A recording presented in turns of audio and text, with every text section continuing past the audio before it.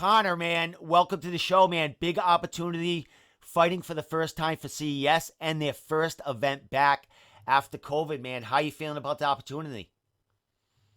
Yes, sir. I'm very excited, man. Obviously coming up with COVID, it's been a long time. I feel like I've been in the longest fight camp of my life, because I've been this entire time. Like I remember I came on the podcast a little while ago, and we've been staying ready, just in case anything popped up. I wanted to be, I don't want to be somebody that's super overweight or super out of my striking distance of getting down to weight. So I've been training, I've been building my skills, I've been getting a lot better. So I'm ecstatic to actually get a fight off here. Now, when you heard the buzz around about CES starting to get going, maybe a card coming up, was that definitely on your radar? Or were you like, jumping on Joe saying, "Hey, can you contact someone? I need to get a fight." 100%. I was bugging Joe. So me and Joe have been like, he's been going up to SOS with me.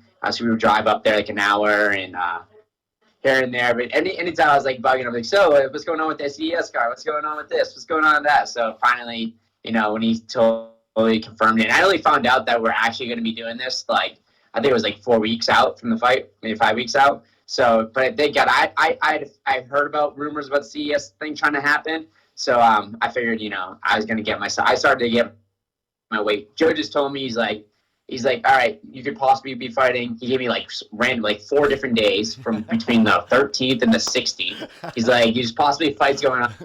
He's like, be ready to go. So I was like, all right. So I just started training at like fight camp. Not that I basically been doing this all freaking summer, but, took it serious. Yeah, I remember having you on a couple of months ago. You were in here with Don Shanis, and you guys were, you had that fight farm going. You had people coming to visit. You had training partners steady through this whole COVID situation, man. So now we're coming out, man. You're getting this big opportunity for CES. How you feeling about getting on the card and being on Fight Pass, man? Yeah, I'm really stoked about it actually being on Fight Pass. It sounds like, I actually, most of the people who follow me is probably people from all around the country. So, other fans. So, being on Fight Pass, I feel like this is going to be easier to promote myself and hopefully I get some eyeballs. So if I get out there, get a big win, big knockout, whatever it takes. I think a lot more eyeballs are going to be on that. And, that maybe give me the chance to, see Uncle Dana might see it or something like that. So I think this is a great opportunity. Excited to fight. It's no fans. So, I'd like to fight at CES at Twin Rivers. That'd be pretty cool. But, it is what it is. I'll take what I can get right now. Excellent. And, them coming out and this being their first card, this is kind of like a trial. I mean, they do well here. We know they're going to have more cards coming, hopefully by the end of the year, man. So you'll stay busy if Dana doesn't come calling sooner than later, man. Yeah. So here we are, 2-0, man. 2 finishes, 2 first-round finishes. You're fighting another fairly young pro here early in the game. 2-1. Josh Mara here, fighting out of where's he fighting out of? Georgia or somewhere down south? Yeah, it looks like he's training out of ATT in Georgia, so American Top Team. He looks like a tough kid. Everything he had after his last amateur win, he's been fighting pro. He's been 2-1 as a pro. It looks like he has a little decent ground game. He wins by submission most of the time. So it looks like a worthy opponent. It looks like something I'm not going to take easy. I'm going to be in there, and it's he looks athletic. He looks like he's there to fight. He looks like he's not scared to get hit. So I'm not taking this kid lightly at all. Looks good. Excellent. Yeah, and he's pretty active. He just fought his last fight. I think it was in July. So he's coming off a win. So he's got a high right now. You had your last fight in January. You were supposed to headline a card for Cage Titans.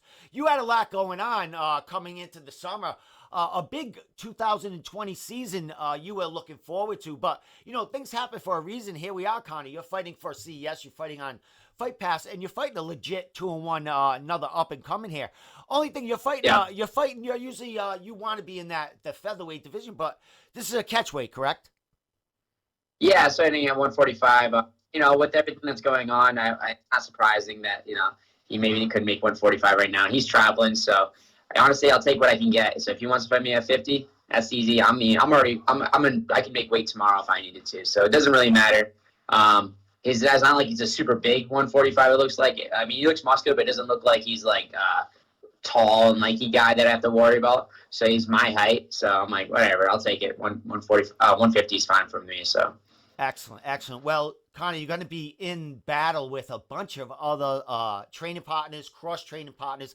How you feeling to go, getting on this card with so many fighters that, you've bounced around with in other promotions fighting for, either cornering, helping out, getting ready, man? How's it feel to, like, get on CES with a lot of other young up-and-coming talent in New England?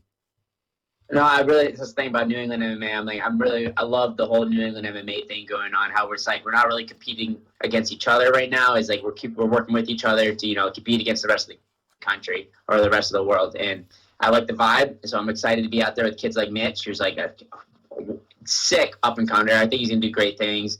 Fabio's gonna be on the card. People I know, people I hang out with, we all are usually on like group messages and stuff. We talk to each other a lot, so pretty excited to be with my teammates out there and representing New England. Excellent. Well, you got Joe commentating. How is that going to work out? I know Joe's usually in your corner, but he's in a lot of fighters' corners at in events. Man, he's going to be behind the commentator booth, but there's going to be no crowd. So, do you think he's going to be able to keep it under wraps and not bark things out to you during these fights? Yeah, I mean, you see it in the UFC where people, like, the commentators are talking about the fight, and they're kind of giving the fighters assists or some advice from the sidelines. But I mean, yeah, I'm sure I'll be able to hear him talking. But usually, man, when the fight's going on, I'm so focused on the fight, it doesn't really matter. I mean, at the end of the day, you're getting locked in that cage. It's just you and the other guy. The corner. It's nice to have your boys behind you in the corner, but at the end of the day, it really doesn't matter. I'm getting in there. It's gonna be me first, him, and that's it. So he's locked in there with me, and I'm not too worried about it. Excellent. All I need is a guy who can hold some mitts before I get out there and get a good warm up in. Excellent, my man. Well, first time CES. Is there any different that you're approaching this fight, or is it just it doesn't matter what cage you're in? The object is to do damage in there and get that hand raised. Yeah, that's the thing. I'm going in there to win. This guy's standing between me and everything else I want. My journey, or being a martial artist, going to the UFC, he's standing in front of me, and I'm going to destroy him to get to the top. So that's all it comes down to. Excellent, my man. Well, last thing, my friend, what are we expected to see from the controller, Connor Matthews, for this first time in the CES cage? You're just a lot of things you've seen already. I'll tell you that. I mean, it's gonna be fast. I'm feeling better than I felt in a long time. I got new strength and conditioning coaches, so I got a gas tank on me. He fixed all my nagging injury. I was working with Coach Mike Perry at SOS Skill of Strength. Had a little bit of injuries, from a knee. I got surgery last year, and all those pains and everything is gone now. So I'm my best self right now. I've been working with Jake Manini this entire time. My stand up has got way better. I've been doing grappling every single day at the farm with top level black belts. I mean, this is my best version of myself. So you can expect a lot out of me. So hopefully the kid can stand around and I can actually show off some of my skills. Excellent, my man. Last thing, my friend. Shout outs, training partners you want to give anything special to, and social media, because dude, you're very popular on social media, and we got less than a week left, and people want to check you out and see what's happening. So shout outs, obviously, everybody at Lozon MMA, Joe Lozon, Jake Manini, my Muay Thai coach, Jesse Gutierrez, who's been training with me this entire quarantine. He's a black belt in jiu-jitsu, really good dude, been helping me out. We got way better, Lakeville MMA, and all my boys, all my combat controller boys, and all the guys in the military. Yeah, so that's basically all I got right now. But yeah. Excellent, my man. Well, Connor, thanks so much for giving me some time here in fight week. I know it's crunch time, and you're getting the last things ready for this big battle coming on the 14th. So, Connor, the controller, Matthews, 2-0 featherweight fighting October 14th, Wednesday, coming up against Josh Mayer for 150-pound catchweight. CES 61, people. Fight Pass, first time, man. Let's check them out. Go New England, bro. Hey, thank you. Appreciate it.